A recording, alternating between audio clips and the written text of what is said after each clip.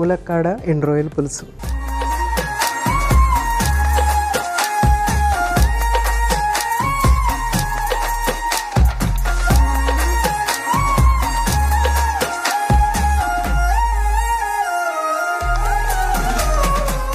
ఎండు రొయ్యలు ములక్కాడ పులుసుకి కావాల్సిన పదార్థాలు ఏంటో ఒకసారి చూసేద్దాం.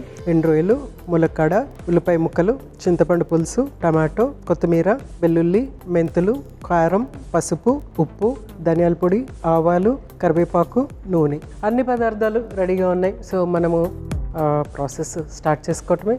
సో ఫస్ట్ ఏం చేద్దామంటే స్టవ్ వెలిగించేసుకుందాము.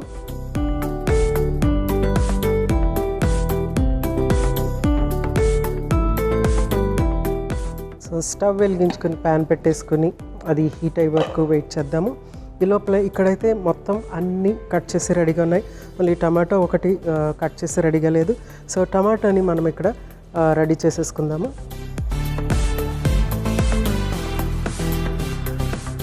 సో ఒక్క టమాటో సరిపోతుంది మనకి ఇక్కడ. సో చిన్న చిన్న ముక్కల కింద. టమాటో అనేది చాలా వర్సటైల్ వెజిటబుల్. టమాటో కూడా ఆల్మోస్ట్ అన్ని వెజిటబుల్స్లో చక్కగా మిక్స్ అయిపోతుంది. మంచి రుచి ఇస్తుంది. ఇందులో ఉమామి అనే టేస్ట్ ఉంటుంది. అది చక్కటి రుచి ఇస్తుంది అన్నమాట వంటకాలకి.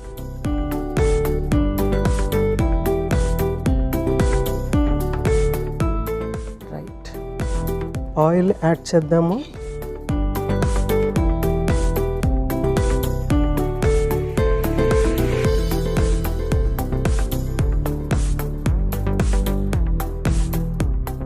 ఫస్ట్ ఆవాలు,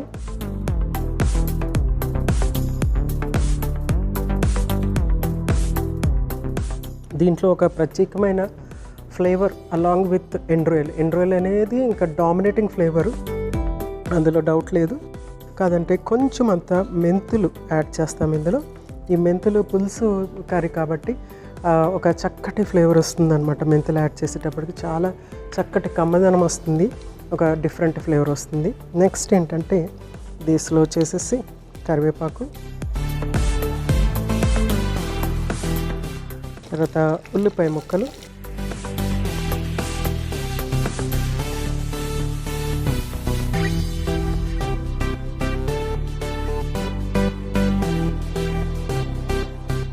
తర్వాత ఎండు రొయ్యలు,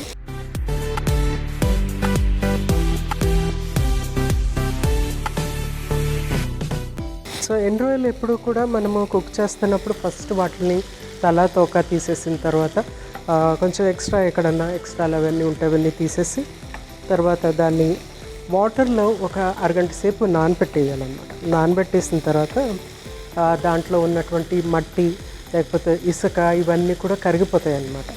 యూజువల్గా ఏంటంటే వీటిని సముద్రం ఒడ్డునే ఎండబెట్టడము, సో బయట ఎండబెట్టి అట్లాగే వదిలేస్తారు కాబట్టి ఎక్కువ మట్టి ఇసుక అవన్నీ రాళ్ళు అలాంటివన్నీ కూడా దీనికి అంటుకునే అవకాశం ఉంటుంది. సో అవన్నీ పోవాలంటే ఒక హాఫ్ అన్ అవర్, ఒక అరగంట నానబెట్టి అప్పుడు శుభ్రంగా చేత్తో కడిగేస్తే మొత్తము మట్టి ఇసుక అంతా కూడా పోతుంది అనమాట. పోయి నీట్గా తయారవుతుంది. అప్పుడు మనము యూస్ చేసుకోవాలి. అండ్ ప్రతి రెసిపీలో కూడా ఎండు రొయ్యల్ని ఫస్ట్ వేయించేస్తే, ఇలా నూనెలో వేయించేస్తే ఆ ఫ్లేవర్ అంతా కూడా చక్కగా ఉంటుంది. ఆ పచ్చి వాసన అనేది లేకుండా ఉంటుంది. చక్కగా వేగిపోతాయి అన్నమాట. వేగిన తర్వాత ఇంకా మనము దాన్ని ఎలాగైనా సరే రెసిపీలో యూస్ చేసుకోవచ్చు. సో నెక్స్ట్ ములక్కాడలు, తర్వాత టమాటో, నెక్స్ట్ కారం,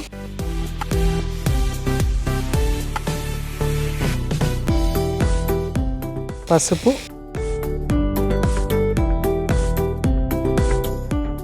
ధనియాల పొడి,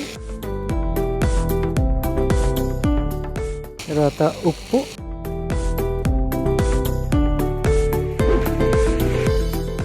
వెల్లుల్లి కొంచెం ఇలా స్ట్రైట్గా కట్ చేసి వేసేస్తున్నాను. వెల్లుల్లి తర్వాత మెంతులు ఒక ప్రత్యేకమైన ఫ్లేవర్ ఇచ్చేస్తుంది అన్నమాట దీనికి.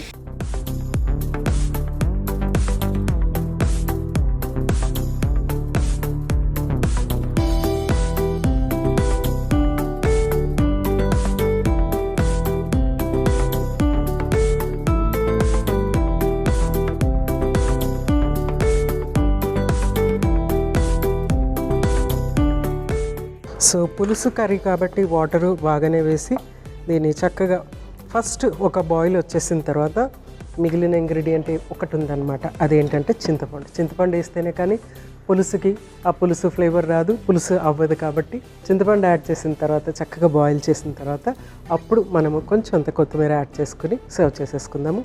ఇది ఫస్ట్ ఒక బాయిల్ ఇద్దాము, సో దట్ అందులో ఉన్నటువంటి టమాటా, తర్వాత ములక్కాడ, తర్వాత ఉల్లిపాయలు ఇవన్నీ కూడా కొంచెం అంతా కుక్ అవుతాయి. బాగా కుక్ అయిన తర్వాత అప్పుడు చింతపండు యాడ్ చేసి నెక్స్ట్ ప్రాసెస్కి వెళ్ళిపోతాం. చక్కగా బాయిల్ అయిపోతుంది, మంచి ఫ్లేవర్.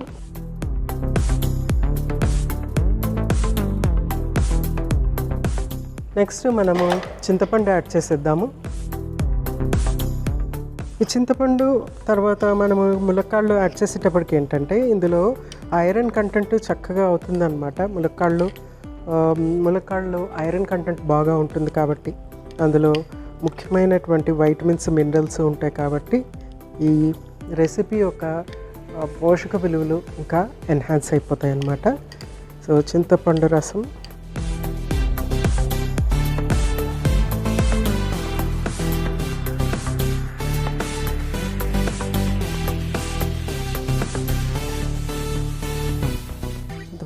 వేసేసిన తర్వాత ఇంకొంచెం సేపు బాయిల్ అవ్వనిద్దాము. మనకి ఈ ములక్కాళ్ళు కూడా ఇంకా కొంచెం కుక్ అవ్వాలి కాబట్టి చక్కగా బాయిల్ అయిన తర్వాత సర్వ్ చేసుకుందాము, కొద్దిగా కొత్తిమీర యాడ్ చేసుకుని. అయితే ఈ ఎండ్రొయ్యలు ముఖ్యంగా పెద్దవాళ్ళకి చాలా ఇంపార్టెంట్ అన్నాను కదా, ఎందుకంటే కాల్షియం, ఫాస్ఫరస్ ఉంటుంది కాబట్టి. ఎస్పెషలీ బోన్ వీక్గా ఉన్న వాళ్ళకి ఇది చాలా యూస్ఫుల్. మెనోపాజ్ ఉమెన్కి కూడా చాలా యూస్ఫుల్.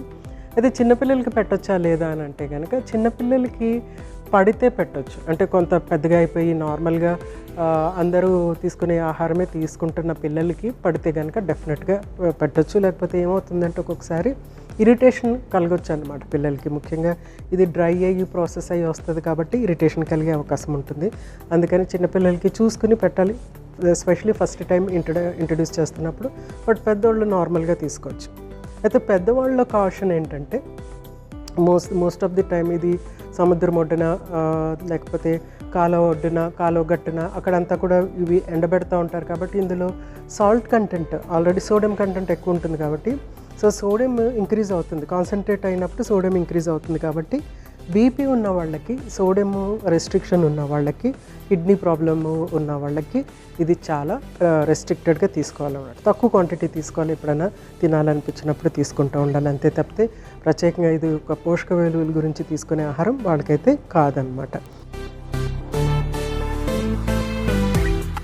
సో చక్కగా రెడీ అయిపోయింది.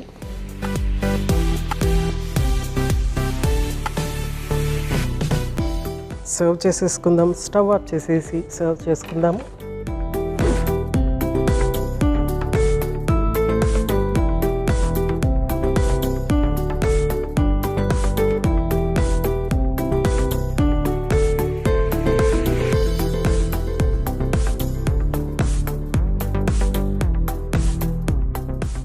సో కొద్దిగా కొత్తిమీరతో గార్నిష్ చేద్దాం.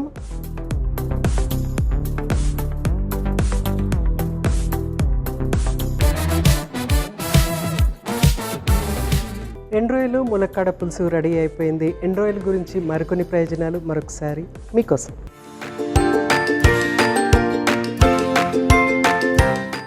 ఎండురొయ్యలు కొవ్వు తక్కువగా ఉండి ప్రోటీన్ ఎక్కువగా కలిగి ఉంటాయి కాబట్టి తక్కువ క్యాలరీలతో కడుపు నిండిన ఫీలింగ్ ఇస్తాయి. డైట్ ప్లాన్లో వీటిని చేర్చుకోవచ్చు. ఎండురొయ్యల్లో ఉన్న అయోడిన్ థైరాయిడ్ గ్రంథి సక్రమంగా పనిచేయడానికి అవసరం. ఇది హార్మోన్ల అసమతుల్యాన్ని తగ్గిస్తుంది. ఎండురొయ్యల్లో విటమిన్ ఏ కళ్ళల్లోని రెటినాను రక్షిస్తుంది. కంటి కాంతి మెరుగుపడుతుంది. రాత్రి చూపు సమస్యలు తగ్గుతాయి. ఎండురొయ్యలు మితంగా తినడం వల్ల వృద్ధాప్యంలో జ్ఞాపక శక్తి తగ్గిపోకుండా సహాయపడుతుంది. ఆల్జీమర్స్ వంటి సమస్యలను తగ్గించడంలో కూడా మేలు చేస్తుంది.